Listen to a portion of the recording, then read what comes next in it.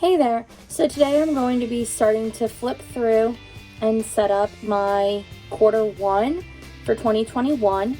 This runs January to March in my Amplify quarterly planner.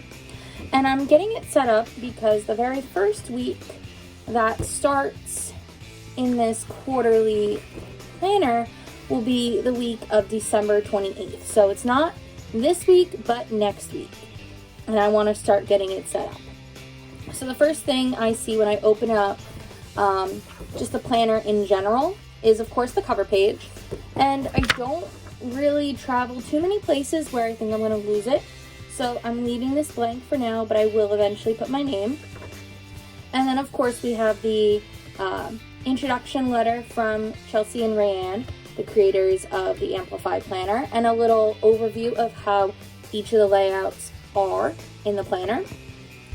Then I get 2021 and 2022 monthly glance pages. And I also get a list of the holidays for that year and when they fall. So if I'm curious when Easter is, or something like that where it's not the same date every year, I'll be able to see that. Then you get to the special dates section, broken into the whole year, 2 pages. January through March, and April to June on one side, July to September, October through December on the second page. So I'll fill this in with birthdays or other important dates if I feel I need it to reference. I haven't used these really too much yet, and I want to be better with that in 2021. Then we get to 3-month goals and 3-month goal breakdown.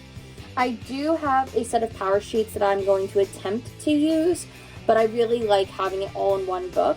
So I'm going to take my goals from my power sheets and plug them into here eventually. And it's broken into different categories, very similar to power sheets, where you have, business and career, friends and family, romance, personal development, health, fitness, finance, recreation, and spiritual. And then taking some of those goals and breaking them into more actionable items for the quarter. And then there'll be a review at the end of the quarter to see how well I've done on those goals. Then we get to the monthly layout, which I've already started to fill in some pieces on my monthly layout. Mostly just related to schoolwork for my doctoral program. So when classes are homework for one class, and as I know the other assignments, so I can actually start filling that in for my second class. I also will be able to plug in a little bit of information for work deadlines. Like our first week back will be the blue cohort, so I can label those days and virtual days, etc. But I try to keep the monthly at a glance simple and clean in my planner, because I do have a very chaotic looking month at a glance on my Google Calendar, which is a little bit more fluid and easy to change. Then I have the weekly layout, which I did really well keeping it as like a to-do list of things I want to check off creatively for my Teachers Pay Teachers store or YouTube or things like that. So it's still a work in progress on my weekly pages, but I'll figure something out. Then you get a nice page of dot grid notes on one side, and then you get your 7 daily spreads, which I love the daily spread. I use it all the time, and depending on my mood, sometimes the freedom boxes off to the side that are gray they're usually homework assignments, but sometimes the homework is in the check box in the middle. A lot of times tutoring appointments that very often get switched around at the last second will be here, and then I can put them on my hourly layout later. Things to do for my job, or just personal things go in the middle.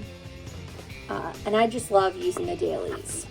So I've learned from experience this past 2 weeks when I tried to set up a little bit more in my quarter 4, how it's hard to see here, but how planning ahead to plug in all my potential readings didn't really work.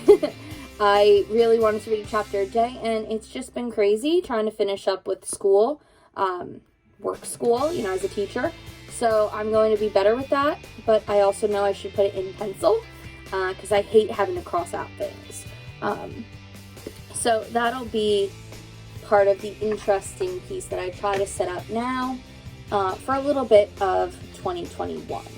And this repeats for February and March as well.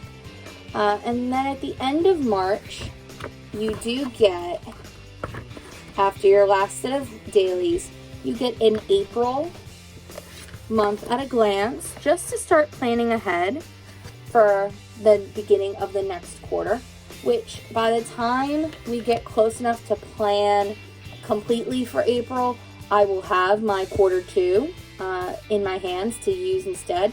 But sometimes if there's something super important that I don't want to forget about, homework, etc., I will plug it in the back here. And then right before the notes tab, you do have a quarter end review and a quarter end reflection. And then a bunch of pages for notes that are all dot grid, and a pocket folder, two-sided pocket folder to plug in the pocket calendars or notebooks or anything like that that you want to take with you, so you can just take one big piece together wherever you're going. So I did get my quarter 1 in the goldenrod color, which just happened to become one of Pantone's color of the year options, so that's really exciting. But Hufflepuff, I had to get the yellow.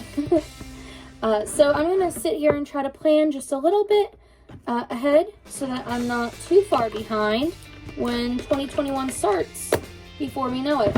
Especially next week, trying to plan ahead with some of the homework that I want to get done. So sit back, relax, and plan with me.